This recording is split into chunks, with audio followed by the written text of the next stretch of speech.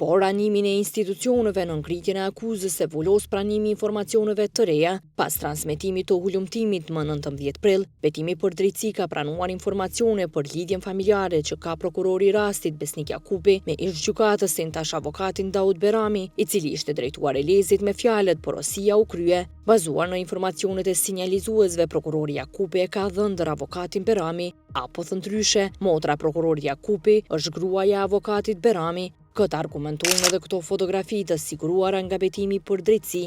Prokurori Jakupi shihet i shoqëruar bashkë me familjen e tij dhe të avokatit Berami në festën e vitit të ri 2022.